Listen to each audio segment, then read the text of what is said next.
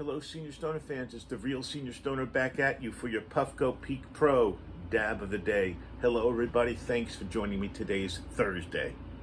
As always, you know what to do if you enjoy this video. Let's get started. Nobody likes to be criticized. Most people are bound to respond to it badly.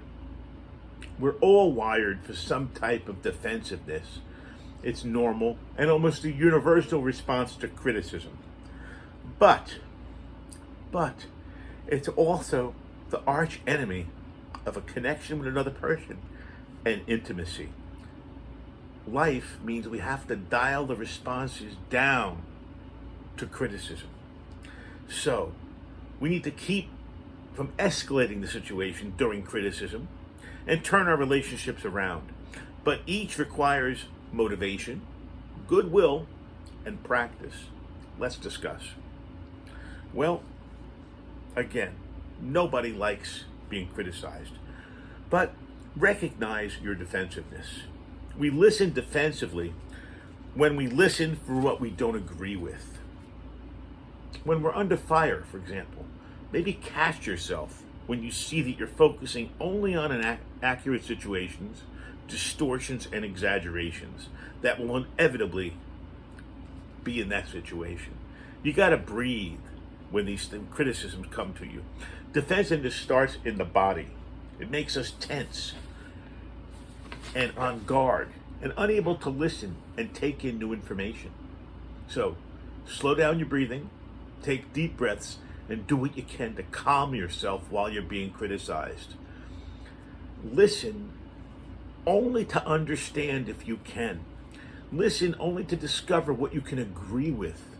Don't interrupt, argue, refute, or correct facts, or bring up your own criticisms and complaints, which is what we always do when we're being criticized.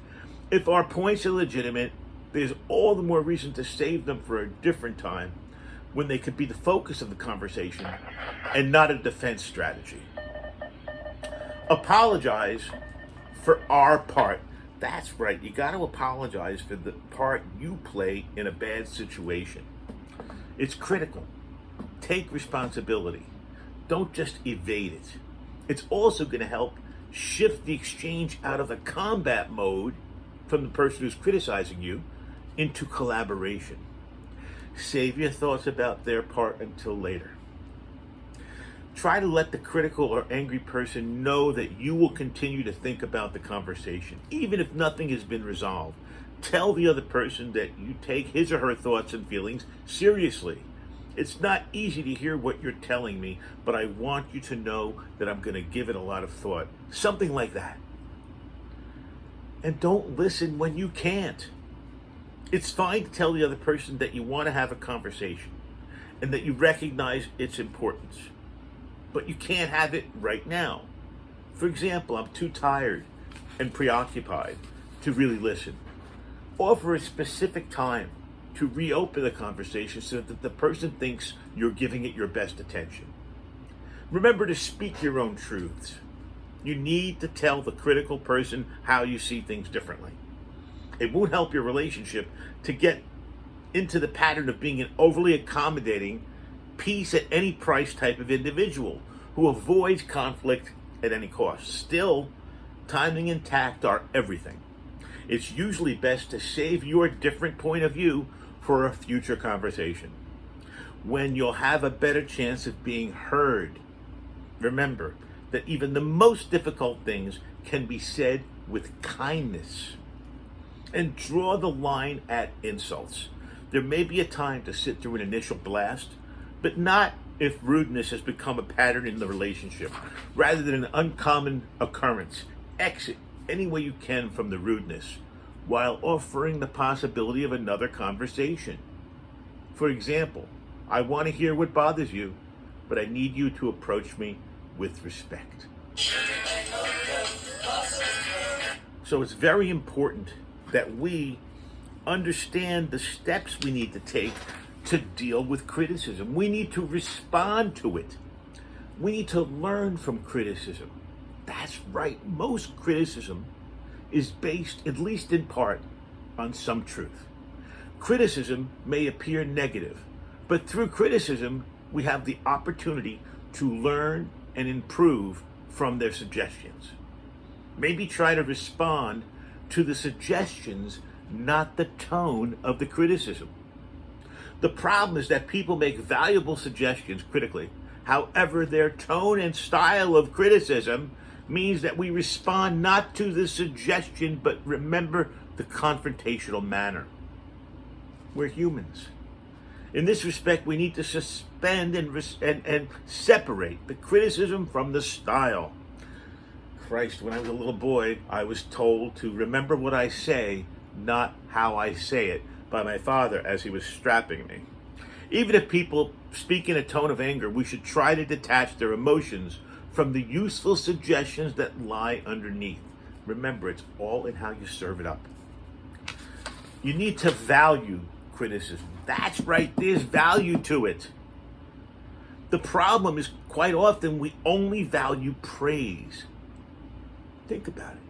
When people speak kind words, we feel happy. When people criticize, we feel miserable. However, if we only received insincere praise and false flattery, how would we ever make progress? If we wish to improve and develop, maybe we should invite constructive criticism and appreciate their suggestions. It's often the biggest problem because people take these things personally. We take things personally all the time. Well, don't do it. It's often the biggest problem that occurs with regards to criticism. If you criticize your mother's cooking, she's going to feel personally offended. But is it a mistake to identify ourselves with an apple pie? Somebody may find good reason, but the situation remains that when people criticize us directly, we should feel that they're not criticizing our real self, rather an aspect of ourselves. And when we criticize others, we are criticizing maybe their pride or jealousy, but jealousy is mere passing emotion, not the real person. So you need to ignore false criticism and not respond immediately, and remember to smile. Don't respond to false criticism. Don't respond immediately, and smile. Why respond to something that's false, incorrect? We need to think about why we need to respond immediately. Well, maybe you respond immediately to everything in your life. Well, it's better in this case to wait a little bit before responding. Because if you respond with feelings of anger or injured pride, we might regret it. Maybe we will regret it. If we wait patiently, we can reflect in a calmer way to serve up the same information. The smile is critical too. Even a false smile can help us to relax the situation, help us bring the positive vibration and emotion to the situation, and it will definitely help psychologically. Smiling can even motivate the other person to modify their approach. I have used smiles so often in a negotiating situation, it's incredible.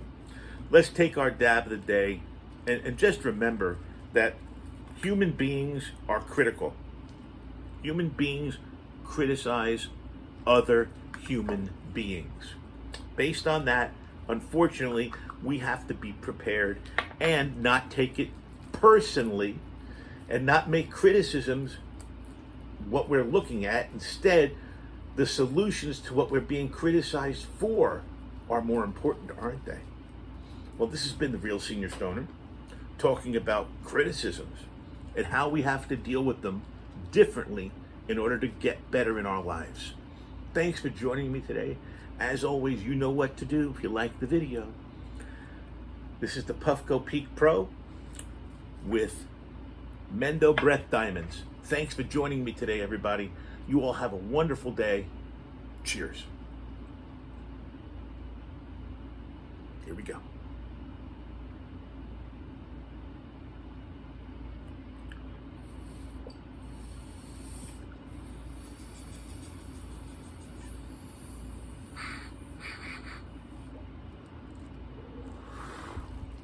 Cheers, everybody. Handle your criticism well. Cheers.